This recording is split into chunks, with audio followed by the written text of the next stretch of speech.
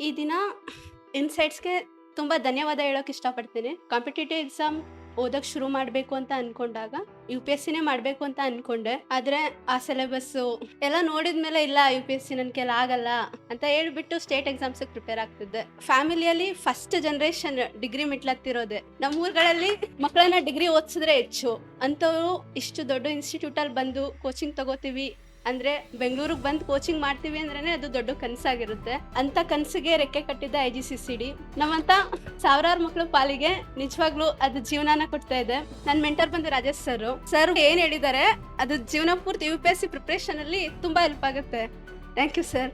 ಎಲ್ರಿಗೂ thank you ಹೇಳ್ಬೇಕು. Insights ಅವ್ರು ಮಾತ್ರ ಅವ್ರದ್ದೆಲ್ಲ ಸಬ್ಜೆಕ್ಟು ಸಿಲೆಬಸ್ಸು ಕಂಪ್ಲೀಟಾಗಿ ಮುಗಿಸ್ಕೊಟ್ಟಿದ್ದಾರೆ. ಇಲ್ಲೆಲ್ಲ ಇಂಗ್ಲೀಷೇ. ನಾವು SLC ವರೆಗೂ ಕನ್ನಡ ಮೀಡಿಯಮಲ್ಲಿ ಓದಿ ಬಂದು ಇಲ್ಲಿ ಪ್ರಿಪೇರ್ ಆಗೋದು ಕಷ್ಟ ಇದೆ. ಒಂದು ವರ್ಷದಲ್ಲಿ ಇದೆಲ್ಲ ಸಾಧ್ಯ ಇಲ್ಲ. ಆದರೆ ಒಂದಲ್ಲ ಒಂದಿನ ನಿಜವಾಗ್ಲೂ ಸಾಧ್ಯ ಆಗುತ್ತೆ. ಅದಕ್ಕೆ ಮೊದಲನೇ ಸ್ಟೆಪ್ ಆಗಿದೆ ಇನ್ಸೈಟ್ಸ್ ಮತ್ತು IGCCD.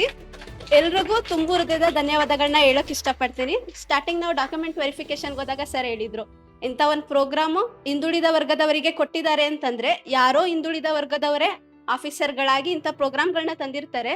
ನೀವು ಮುಂದೆ ಸೊಸೈಟಿಲಿ ಇದೇ ಥರ ಪ್ರೋಗ್ರಾಮ್ಗಳನ್ನ ತರಬೇಕು ಅಂದರೆ ನಿಮ್ಮ ಥರ ಹಿಂದುಳಿದ ವರ್ಗದವರೇ ಮುಂದೆ ಬರಬೇಕಂತ ಹೇಳಿ ಆ ಥರ ಒಂದೊಳ್ಳೆ ಕೆಲಸನ ಮಾಡಲೇಬೇಕು ಅಂತ ನಿರ್ಧಾರ ಮಾಡಿದ್ದೀನಿ. ಇವತ್ತಲ್ಲ ನಾಳೆ ಆಫೀಸರ್ ಆಗೇ ಆಗ್ತೀನಿ.